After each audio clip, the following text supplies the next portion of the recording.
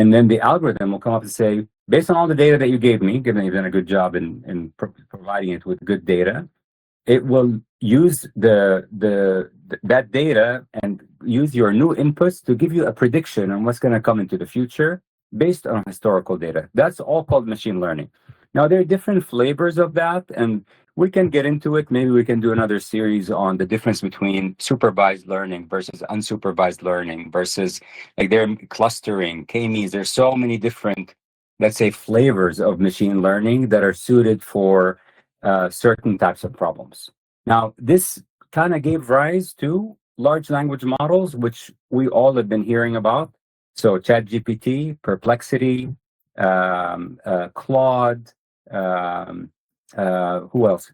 By the way, yeah, Ken is on the call. So, Perplexity, Claude, ChatGPT, and so on, Grok, and so on and on and on. And these large language models are a continuation of this 80-year saga of AI, where now they're able to consume large, massive amounts of information and get trained using machine learning and neural networks, start being able to predict certain output if you ask it a specific question. And I just want to make sure that you understand the magnitude of this. Imagine from 1992, 1993, all the publicly available data until, say, July of 2022 or 23 has been consumed by ChatGPT or Grok or all of these models, and they've trained on all this human knowledge, right? And then they've done some tweaking, and those tweaking are things like removing biases, removing bigotry, removing maybe religious views, political views, whatever the case might be for, let's say, the ethos or the values for the organization that's making that large language model available. And then they provide it for you to be able to start asking questions.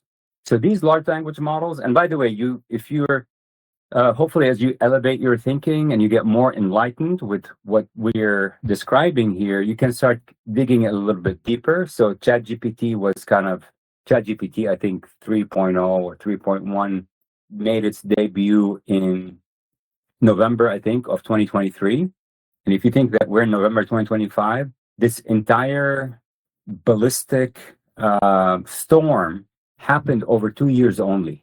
If you think about where we started when this first launched until today, it just completely blew way out of proportion. And the reason for that is similar to what happened with the internet in 1992, where we got the Netscape browser and gave you consumerizing access to the internet.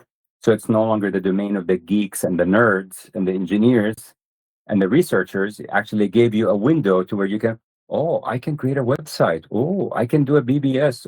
I can log into America Online. So all this became consumerized and accessible to the average user. The same thing exactly happened with ChatGPT when 3.30 or whatever was introduced in 2023. They gave us a window into artificial intelligence. Now, granted, not the machine learning side and the other side of it, but more of the generative side, the large language models, which also, just as a point of interest for you probably, they came from language translation. So the Google large language model was mainly used to kind of ingest or kind of take all the data about Arabic language, English language, Mandarin, Spanish, and then figure out how to do language translations between the two.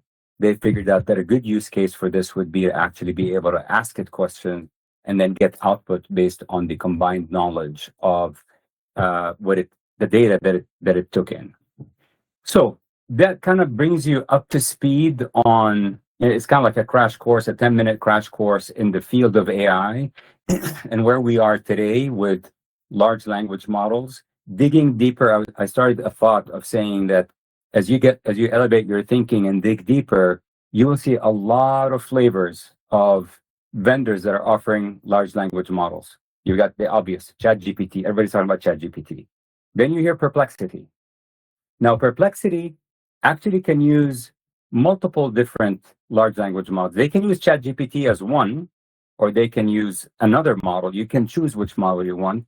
But Perplexity acts as an aggregator to give you a little bit extra in addition to the ChatGPT features. You can go and check this out. Like, we're not going to cover it today, but I'm just trying to get you more enlightened on what is all available. Grok is the not Tesla, I think it's the Elon Musk kind of attempt at doing large language models. Gemini from Google is the competitor to all the large language models. You've got Claude from Anthropic, that's also a large language model, and then Copilot from Microsoft, which is licensing ChatGPT technology.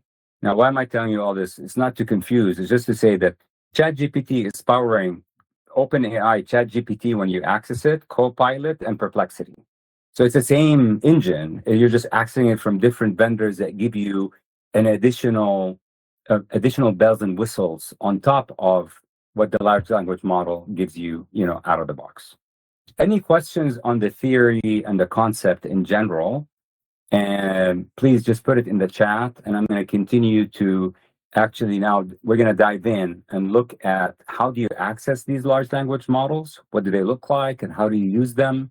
And what does it all mean? And how can I benefit from it? Because our intention in all these micro learning series is to really get you to execution, like within an hour, right? From zero to basic good prompting. So if there are any questions, please, fire them away, and I'll try to answer them as they come through. I've just put in the chat at the beginning of the session a link that I'm going to put in the chat again. It's the TCLI Prompt Compass. Why is there an X? Oh, that's the X in the window. It's a document. What I do is I kind of print it on reverse. You don't have to. You can print two separate pages. But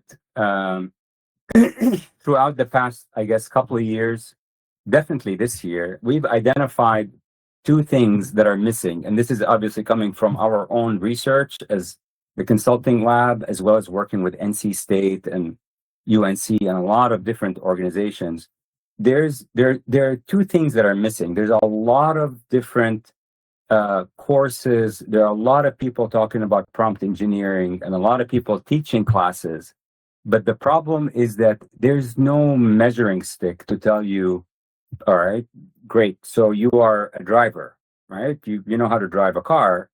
Are you a good driver or are you a bad driver? Do you know? So the DMV tells you that, right? There's a basic test that you have to pass to tell you whether you know how to drive and you know the signs and you pass the I.